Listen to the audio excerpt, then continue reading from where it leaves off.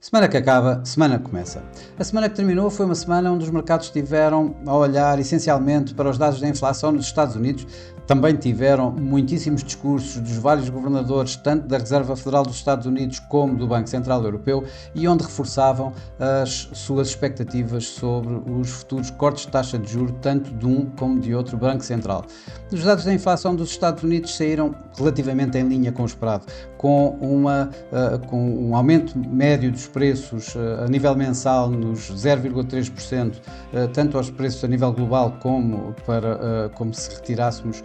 a alimentação e os combustíveis, isto com a inflação anual a cair para 3,4% dos anteriores 3,5% na inflação total e na inflação subjacente a cair de 3,8% para 3,6%. Isto ligeiramente em linha com o esperado,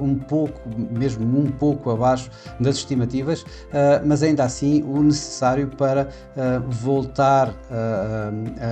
a fazer renascer a expectativa de mais cortes de taxa de juros nos Estados Unidos.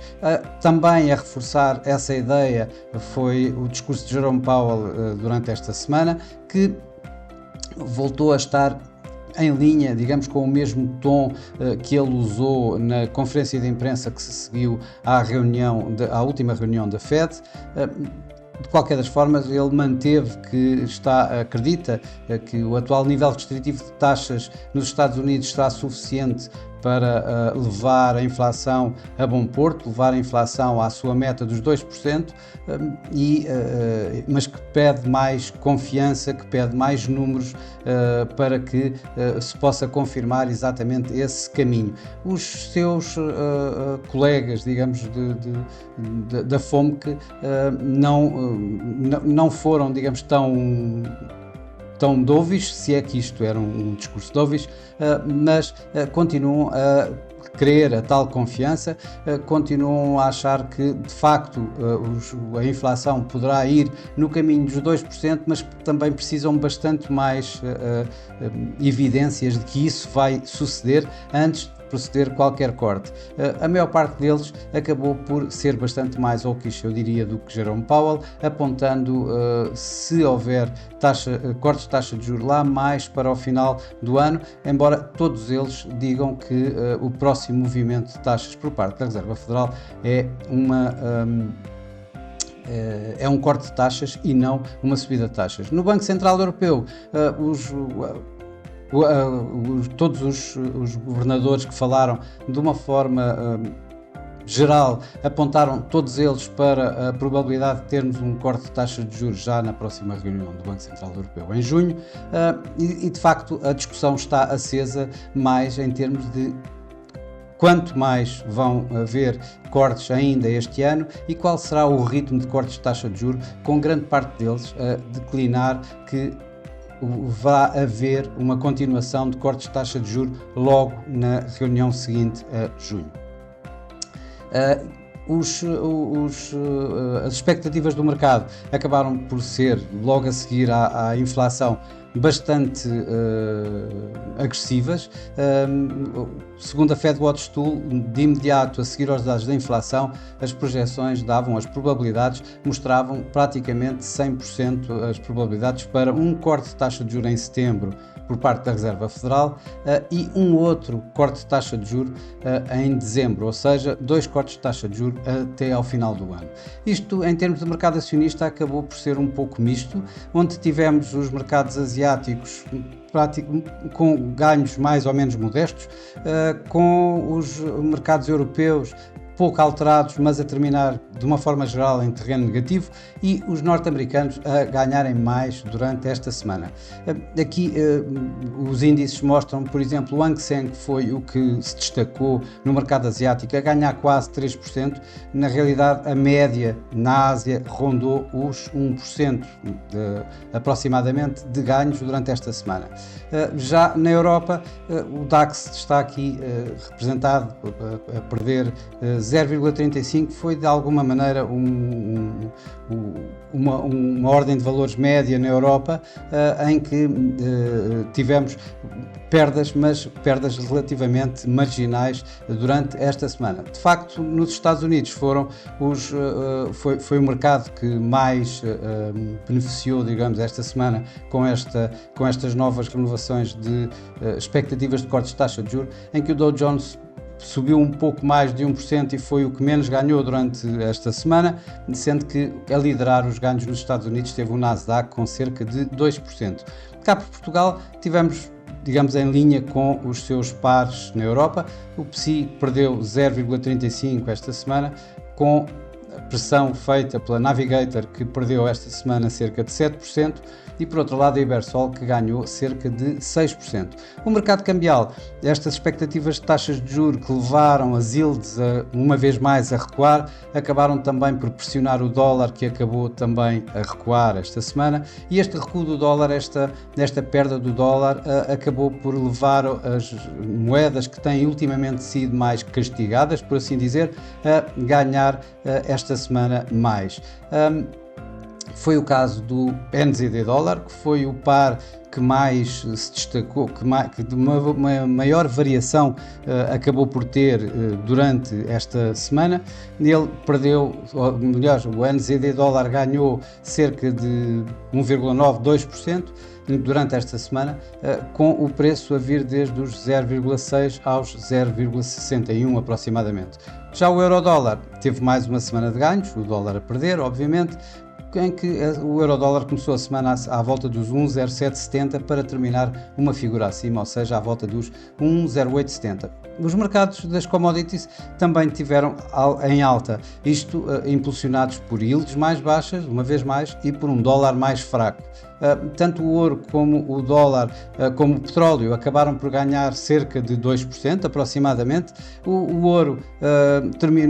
teve um fecho semanal recorde ao terminar a semana acima dos 2.400 dólares por libra de ouro.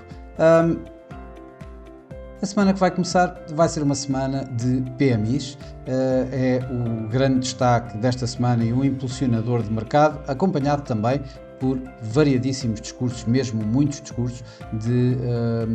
governadores da Reserva Federal dos Estados Unidos e alguns do Banco Central Europeu. Vamos começar logo com um discurso no início da semana de Jerome Powell, seguido também de um outro de Christine Lagarde, e depois de toda uma série de discursos dos vários governadores da Reserva Federal dos Estados Unidos e alguns do Banco Central Europeu. Poderemos provavelmente ter mais do mesmo, ou seja, continuar por parte da Reserva Federal a reiterar a necessidade de mais confiança e de mais dados para proceder com o início de ciclo de cortes de taxa de juros. Por outro lado, no Banco Central Europeu, depois de já estar quase digamos, assente, como ponto assente, um primeiro corte de taxa de juros por parte do BCE nesta próxima reunião em junho,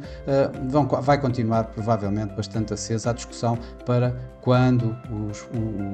o corte seguinte e qual o acumulado de cortes que vamos ter até ao final deste ano. Ainda esta semana também vamos ter as minutas da Reserva Federal dos Estados Unidos,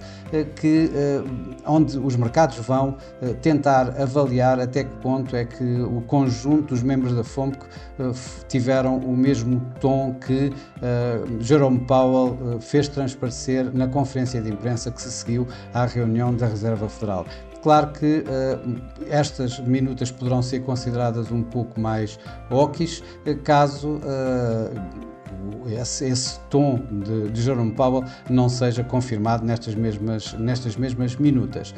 Vamos ter mais bancos centrais também esta semana, em que o principal é o Reserve Bank of New Zealand, o Banco Central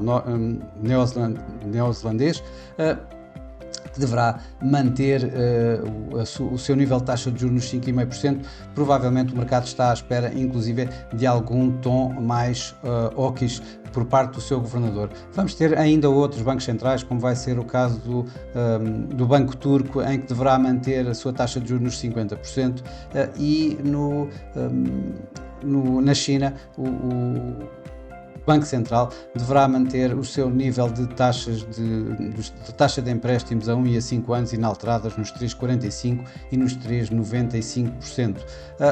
Como disse, vai ser uma semana essencialmente de PMIs, e vão ser estes PMIs que vão provavelmente mais impulsionar os mercados. As estimativas apontam para uma ligeira melhoria na atividade económica, tanto nos Estados Unidos como na Europa. É isso que os mercados esperam. De facto, a continuação deste tipo desta evolução positiva nas atividades económicas não deverão, digamos, alterar as atuais expectativas e estimativas para as taxas de juro, para os cortes de taxa de juro, para o início de cortes de taxa de juro, tanto nos Estados Unidos como na Europa, sendo que nos Estados Unidos ultimamente tem havido alguma retração dessa atividade, e a continuação, se eventualmente essa retração se mantiver nestes dados dos PMIs, poderemos ter aqui assim talvez alguma reação uma vez mais de pressão sobre o dólar, pressão sobre as yields obrigacionistas e as expectativas de cortes de taxa de juros aumentarem ainda mais do que já aumentaram nestas últimas 2 semanas. Por fim, vamos ter ainda mais algumas apresentações de resultados empresariais, em que eu destacaria a nível internacional a menina dos olhos atualmente é a Nvidia, e a nível nacional em que os mercados vão estar preparados